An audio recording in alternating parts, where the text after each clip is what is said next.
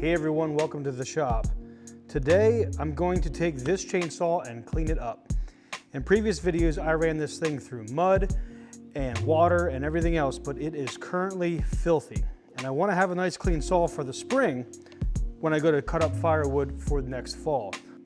So I want to show you how in about 20 minutes you can take a chainsaw like this and bring it back to life. Let's go. So I have some tools laid out on the table here. And one of my favorite things to do in the wintertime is to get the wood stove going and fix stuff. So what we're going to do today is just clean this chainsaw up. First thing we have to do is just take the bar nuts off. This will open up a whole host of issues, I'm sure. That's actually not that bad. Next thing, there we go. That's one way to get it off. So we'll set the bar off to the side and the chain off to the side as well. Now I want to get in here and clean off some of these, all that gunk that gets stuck down inside there. Just use this little tool.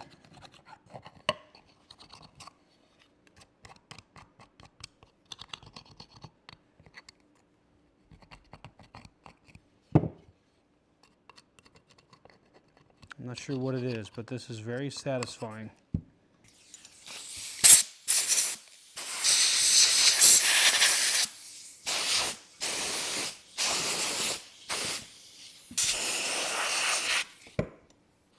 It's not completely done, but we're going to set that off to the side because now I want to focus on the power head.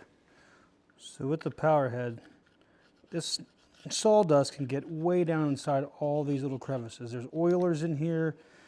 There are a bunch of other things that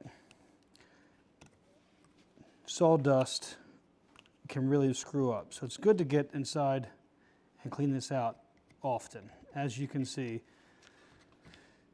I did not do it as often as I wanted to. Here's your bar tensioner. This is what puts tension on the bar and on the chain and makes it tight or loose. Okay, so what I'm going to do, I'm going to keep working at this, and I'll bring you back when it's nice and clean. All right, so as you can see, we have it nice and clean here. I did use some brake cleaner or a brake parts cleaner to help lift up some of the dirt and grime that was in there, but that's not too bad. All right, so next we're going to focus on the air filter and the spark plug, which for this model, it's right under here. Oh, that is dirty. And the carburetor is dirty too, if you can see that. So what I'll do is I'll put a finger over that and just spray some parts cleaner than that. There we go. Now for this air filter, it's not actually that bad. I'm going to take the air hose and just blow this all off.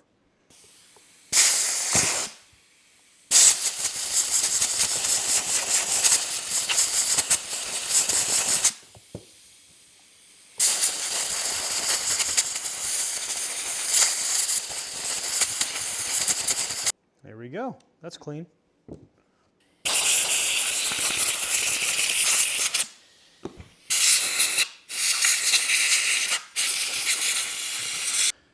Next, we'll take out the spark plug, we'll remove the cap, and just inspect this. I believe I put a new spark plug on here not too long ago, so this should be okay. Focus. That is not a bad looking spark plug. Usually I'll take a wire brush and clean them up if they're really bad, but like I said, this one's not bad at all, so I'll just use this brush here to shine it up a little bit. And since I don't want to get any dirt and grime in there, I want to put that in quick. Just want to snug it up, not too tight. Now we'll focus our attention on this abomination here. Gonna use some parts cleaner to loosen up any dirt.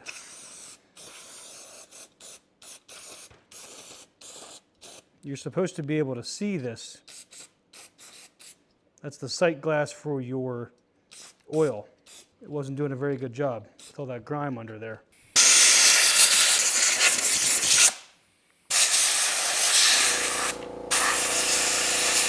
I'll take a brush and knock off any loose dirt.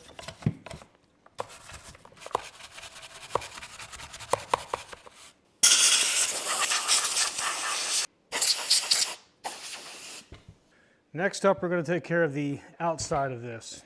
Again, I'm just going to use some brake cleaner because that's safe for the engine, maybe not for your face. So one of the things you can do to clean up your chains is soak them in gasoline. I've seen a lot of people soak them in gasoline. I've seen people soak them in diesel.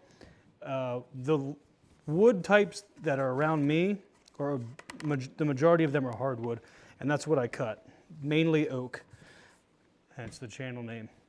But if you have a lot of sap in your chains, you can soak them in fuel, and I know that breaks it down and then making your chains last longer. But like I said, around here, it's the majority of what I cut is oak, and it's always for firewood. I know in some of the shots of out back, you've probably seen, if you've watched the channel for a little bit, you've seen that I have a stack of sawn lumber. I actually used to have a sawmill, kind of like Sawing with Sandy. I don't know if you watch his YouTube channel. It was a Woodland Mills sawmill. But it was something that I didn't really use a lot. I thought that I would. I'm trying to get inside these grooves here because there's mud caked in them. So yeah, I used to have a sawmill, and it was just taking up space. It only had about 10 hours on it when I sold it. I had a lot of fun doing it. I think if I do it again, I'd either buy a bigger tractor, there's an excuse, or I would buy a portable sawmill where I can take it to people and cut logs for them. But again, the problem still remains is getting the log up onto the sawmill. That was the hardest part.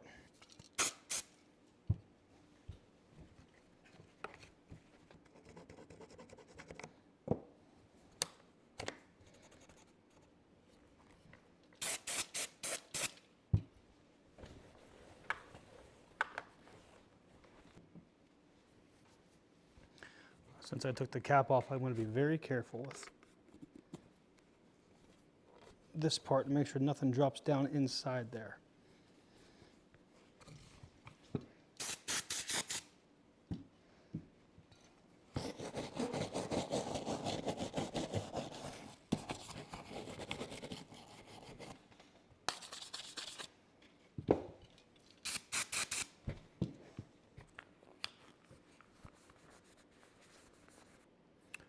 This chain is not in terrible condition, so I think I might just put it on like this and save the new chain for another day. Either way, I'll show you how to put one on. It's not that hard. Last up is we have the bar. Now I can see down inside this groove that there is a bunch of dirt, dust. There you go, you can see it coming out. All of that slows your chain down and puts more wear and tear on the engine as that chain tries to go through all that. So you want to make sure you don't forget your bars.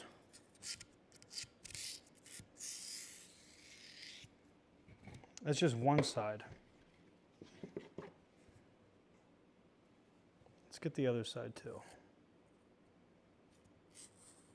See all that stuff coming out of there?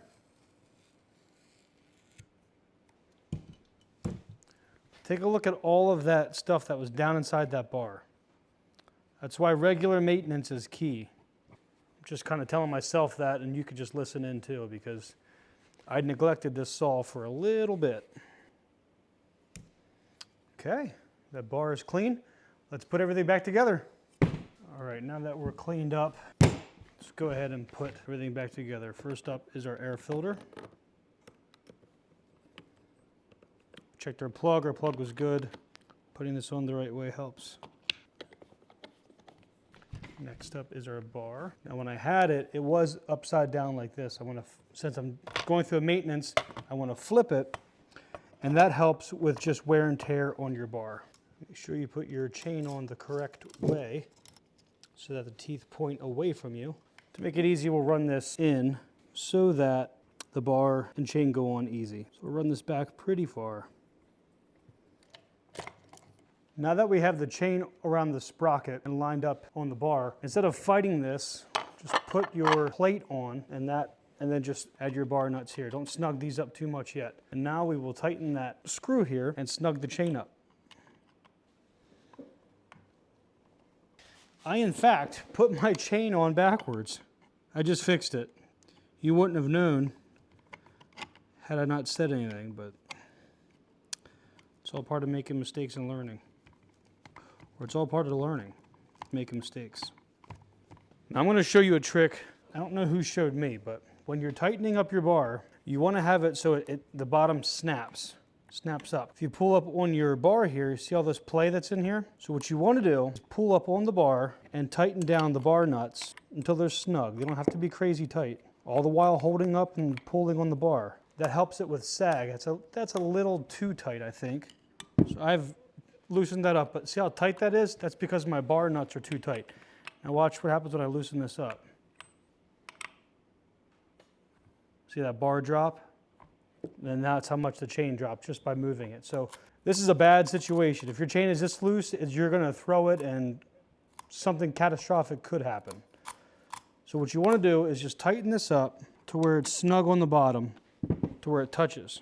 And then pull up here, pull up on your bar, and tighten that down.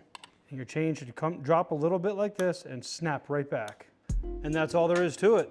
In a couple of minutes, you're able to get a saw from all muddy and dirty and filthy to clean and running. So I want to thank you for clicking on this video. That was just a quick demonstration of what I do to make sure the saws stay running how I like them to run. So last thing to do is fire this thing up and see if it runs.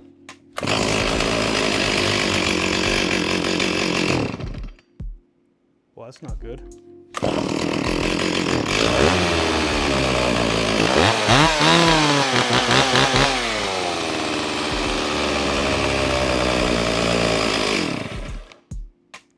Thanks again for clicking on this video, and I'll see you in the Oaks.